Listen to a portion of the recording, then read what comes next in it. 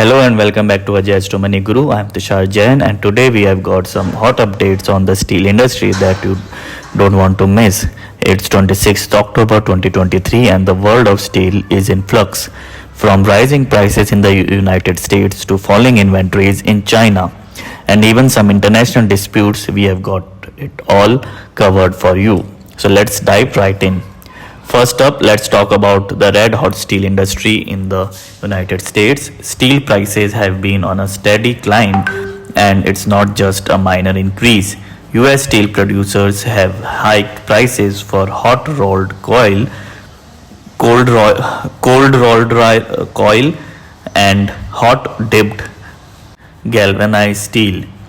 What's causing this surge? Well, limited steel availability, delivery times up by almost 20%, and a booming demand. Even our neighbors in Canada are hopping on this rise price trend. Now let's cross the ocean and head to China. In the land of steel, inventories of semi-finished steel products have been plummeting, shedding almost 1 million tons since September. This trend is seen across crucial products like HRC, CRC, and rebar. In the short span from October 10th to 20th, 2023, stocks of these essential steel products dropped by several hundred thousand tons. This continues the upward trajectory in steel demand that began in August and extended into September. In fact, domestic inventories had already fallen by about 700,000 metric ton compared to the previous month. China's steel industry is clearly on the rise. But it's not all sunshine and roses in the steel world. India is making headlines by criticizing safeguard measures on the import of certain steel products from the European Union and the UK in the meeting at the World Trade Organization. It's familiar tune as India had proposed similar measures against the European Union in 2021. But it's not just India. Switzerland, Russia and Japan are also joining the chorus of criticism. These countries argue that safeguard measures imposed by the European Union and the UK are inconsistent with global trade rules.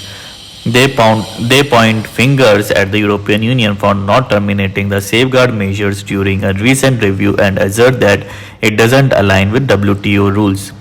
The European Union has responded by stating that their safeguard will expire by the end of June 2024.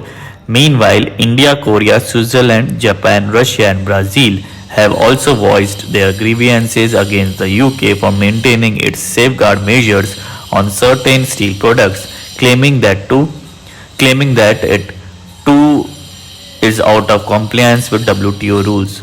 So, why is this important? The WTO, a 164 member global body, frames rules and norms for export and imports and resolves trade disputes among members countries. India has a substantial interest in these matters, especially as it exports nearly 6% of its steel output to Italy and European Union member.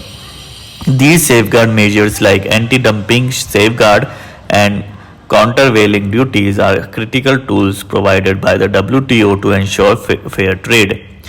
They level the playing field by domestic industries when faced with issues like dumping of goods, a significant increase in imports or subsidized imports.